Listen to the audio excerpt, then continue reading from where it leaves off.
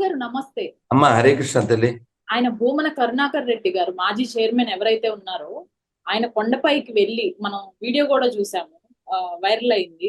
నేను ఎటువంటి కల్తీ చేయలేదని ప్రమాణం కూడా ఒకటి చేశారు. దాంట్లో వాస్తవం ఉంటదంటారా ఆ ప్రమాణంలో? వాళ్ళ గత బిహేవియర్స్ బట్టి చూస్తే ఆయన నాస్తికుడు. అవునా? రాడికల్స్ ఆర్ఎస్యు అని రాడికల్ స్టూడెంట్ యూనియన్ సంబంధించిన వాడు. కూతురు పెళ్లిని చర్చిలో చేసిన వాడు.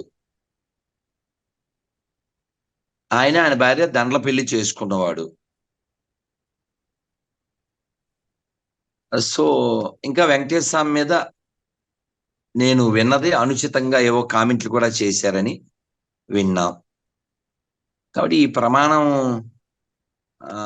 యొక్క ప్రభావం ఎంత ఉంటుందంటే మనం చెప్పలేం. ఇప్పుడు గతం అనేది వాళ్ళ ప్రవర్తన దాన్ని బట్టి, ఎందుకంటే అక్కడ ఉండే దైవం అని నమ్మితే వేరు, అది వాడుకోవడం కోసం అక్కడ ధనం తస్కరించడం కోసం ఆడు కూర్చున్నప్పుడు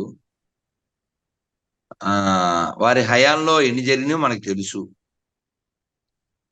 అన్నమయ్య కాలం నుంచి రాని పులి వారున్నప్పుడే వచ్చింది. తిరుమలకి జనాలు రాకుండా భయపెట్టడానికి, తిరుమలకి వచ్చే వాళ్ళ భావన నాశనం చేయడానికి వాళ్ళు చాలా ప్రయత్నాలు చేశారు. కొన్నిట్లో సక్సెస్ కూడా అయ్యారు. కాబట్టి ఆ ప్రమాణం కాదు మనకు కావాల్సింది. మన రిపోర్టు ఆధారంగా తిరుమల విషయంలో మనం పార్టీలు, కులాలు, ప్రాంతాలు అతీతంగా గోవిందుడు అందరి వాడు. తిరుమల రక్షించుకోవడానికి ఇప్పుడు మనం ఏం చేయాలి? వాళ్ళు ఏం చేశారు, వీళ్ళు ఏం చేశారు, వాళ్ళు మంచోళ్ళు, వీళ్ళు మంచోళ్ళు కాదు, ఈ టాపిక్ కాదండి. తిరుమల ఎలా మనం పూర్వ వైభవం తీసుకురావాలి, ఈ 5 ఏళ్లలో జరిగిన నష్టం జరగకుండా మనం ఏమేం చేయగలం, ఒక పివిఆర్కే ప్రసాద్ గారి స్టాండర్డ్స్, ఆయనలాగా ద బెస్ట్ ఈవో చాలా మంచి పనులు చేశారు. సరే, కంబ్యాక్ టు మనం ఏం చేయాలి? పెరుగు ప్యాకెట్ బయట నుంచి తేవడానికి కారణం ఇంట్లో పెరుగు లేకపోవడం, ఇంట్లో పెరుగు లేకపోవడానికి కారణం పాలు లేకపోవడం, పాలు లేకపోవడానికి కారణం ఆవు లేకపోవడం. అందుకని వెంకటేశ్వరాన్ని దెబ్బలు తిన్నది ఆవుల కోసం. కాబట్టి తిరుపతిలో ఎక్కడా ఒక ఆవు కనపడకూడదు. అన్ని ఆవులు టీటీడీ డైరీ ఫామ్ లో ఉండాలి. టీటీడీ ఇదే పని మీద ఎన్ని 100 ఎకరాలైనా కొనాలి. టీటీడీ భూములే బోల్డ్ ఉన్నాయి, వాటిలో పెంచాలి. ప్రతి టీటీడీ కళ్యాణ మండపంలో గోశాల పెట్టండి. గోశాల ఆధారంగా వచ్చే ఉత్పత్తుల్ని అమ్మండి. తద్వారా బోల్డ్ మంది ఎంప్లాయ్మెంట్ కల్పించండి.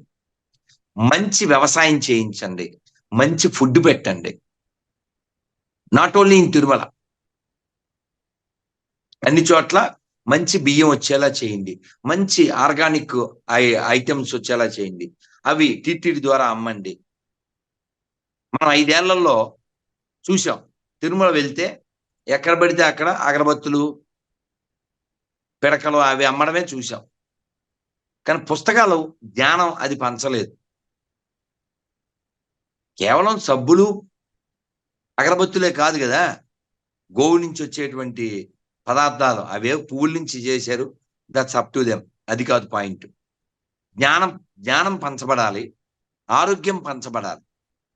ఆ ఆరోగ్య రక్ష టీటీడీ ద్వారా జరిగితే ఎందరో టీటీడీకి రుణపడి ఉంటారు, గొప్ప కార్యం చేసిన వాళ్ళు అవుతారు. కాబట్టి మొత్తం ఆంధ్ర తెలంగాణలో ఎక్కడెక్కడ రోడ్డు మీద ఒక్క ఆవు కనపడకూడదు. ముఖ్యమంత్రులు ఇద్దరు ఓ నిర్ణయం తీసుకోండి. ఎందుకంటే రోడ్ల మీద ఆవులు తిరగడం వలన అవి ఏదో ఒకటి గుద్ది చచ్చిపోతున్నాయి. వాటి వలన మనుషులకు కూడా ఇబ్బంది కలుగుతుంది. సడన్ గా వచ్చేస్తుంది, బ్రేక్ వేయలేడు, భార్యాభర్తలు, ఇవన్నీ ఎందుకు జరగాలి? అందుకని cow should be in Goshala, cow should be protected. ఆవు నుంచి వచ్చే ప్రతిదీ మనిషికి ఆరోగ్యాన్ని ఇస్తుంది. అదే సైంటిఫికలీ ప్రూవ్డ్. గోమూత్రం తాగితే ఆరోగ్యం. ఇందాక ఎవరో గొర్రె, మతం మారిన గొర్రె కామెంట్ పెట్టాడు, ఎరా ఆవు వచ్చ తాగని. నేను రిప్లై ఇచ్చాను, అవును సార్, గోమూత్రం ఆరోగ్యం, నో డౌట్. క్యాన్సర్ కూడా ఒక అది పనికొస్తుందని చెప్పి చాలా ఎవిడెన్స్లు ఉన్నాయి, చాలా విషయాలు, నాట్ ఓన్లీ వన్ థింగ్, చాలా విషయాల్లో. కాబట్టి గోవు టీటీడీ ద్వారా జరగాల్సిన గొప్ప విషయం ఏంటంటే ఒక్క ఆవు కూడా అన్యాయంగా చనిపోకూడదు. అందుకని ఆవుల్ని బాగా పెంచి తద్వారా పాలు, తద్వారా పెరుగు, తద్వారా మజ్జిగ, తద్వారా నెయ్యి, ఆ నెయ్యి స్వామివారికి వెయ్యి.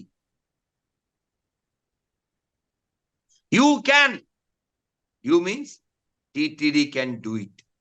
నీ ఆరోగ్యం కోసం నువ్వు జిమ్కి వెళ్తున్నావా, నీ ఆరోగ్యం కోసం షుగర్ మానేశావు, నీ ఆరోగ్యం కోసం కారం తగ్గించావు. స్వామివారి వలన మనకింత పేరు, స్వామివారి వలన ఆ ధనము, గౌరవం, ప్రతిష్ట. కాబట్టి it is asset for Andhra Pradesh. కాబట్టి తిరుమలను కాపాడవలసిన బాధ్యత ప్రతి తెలుగువాడి మీద ఉంది. కాబట్టి గోవిందుడు ఆనందపడతాడు, ఆయన ఆశీస్సులు దొరుకుతాయి, గోమాత ఆశీస్సులు దొరుకుతాయి, లోకానికి ఆరోగ్యం వస్తుంది. ఈ ఆడి దగ్గర కొన్నాం ఉల్ఫా గాడు, ఏంటి ఉల్ఫాయా కాంటాక్ట్ ఎవడికో ఇచ్చారంటగా, ఉల్ఫా గాడికో అల్ఫా గాడికో డైరీస్ అంట.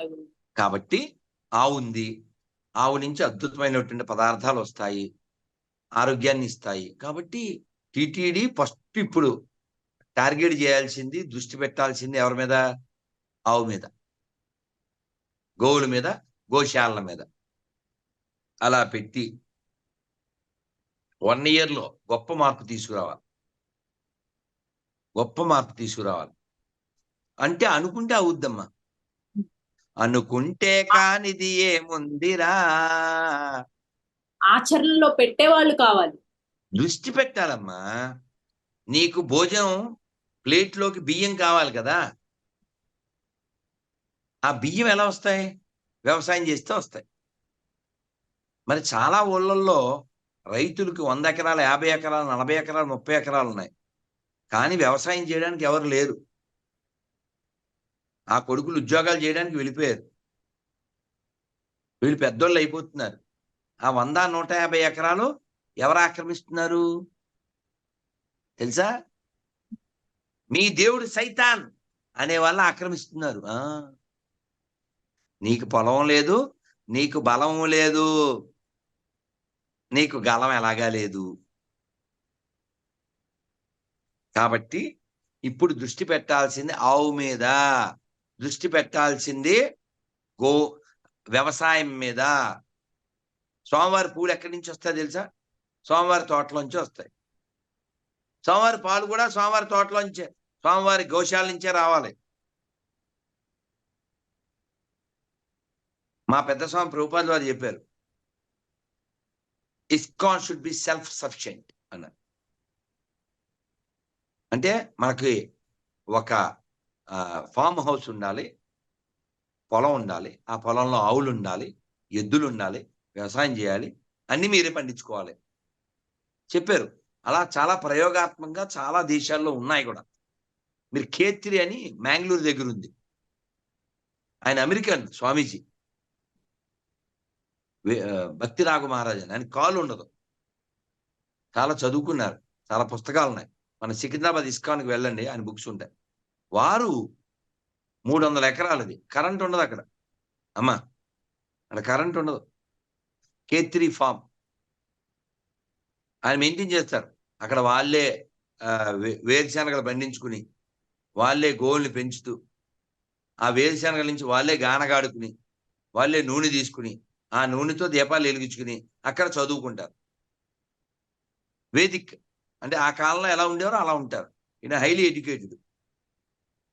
సో వాళ్ళు మన విధానంలోకి వస్తున్నప్పుడు మనం మన విధానంలోకి ఎందుకు ఉండకూడదరా? మన ఆరోగ్యం కోసం నేను చెప్పేది. ఆవుని ప్రేమతో రక్షించక్కర్లేదు నువ్వు. మీరు చెప్పినట్లు చేస్తే ఎంతో మందికి తిరుమలలో ఎంప్లాయ్మెంట్ దొరుకుతుంది. అదే చెప్తున్నా, ఎన్ని చెయ్యొచ్చో. నువ్వు ఏదో ముష్టి కొన్ని డబ్బులు వస్తాయని చెప్పి కాంట్రాక్ట్ లో ఏదో మిగులుద్దని. ఒరే నువ్వు తినవు, గుర్తుపెట్టుకోండి. చాలా మంది చెప్పారు, చాలా సార్లు చెప్పారు. ఈ వ్యవసాయం విషయంలో, ఈ ఆర్గానిక్ వ్యవసాయం విషయంలో విజయరామ్ గారి సలహా తీసుకుంటే అద్భుతంగా ఉంటుంది. పాలేకర్ గారి సలహా తీసుకుంటే అద్భుతంగా ఉంటుంది. మన ప్రస్తుత సీఎం గారు గతంలో కూడా పాలేకర్ గారి వ్యవసాయాన్ని ప్రోత్సహించారు. సో కాబట్టి ఇప్పుడు 10 ఏళ్ల పార్టీయా, 30 ఏళ్ల పార్టీయా, 40 ఏళ్ల పార్టీయా ఇవి వద్దండి. ఇవన్నీ కాలంలో వెళ్ళిపోతాయి. వెంకటేశ్వర ఉంటాడు. కాబట్టి మనం వెళ్ళిపోయే లోపల, మన పార్టీలు వెళ్ళిపోయే లోపల, మన దేహాలు వెళ్ళిపోయే లోపల వెంకటేశ్వరకి ఏదన్నా ఓ పర్మనెంట్ గా చేసేసి వెళ్ళాం. ఓ గొప్ప పని మేము ఇది చేసాం అని చెప్పుకునే పని చేసి వెళ్ళాలి.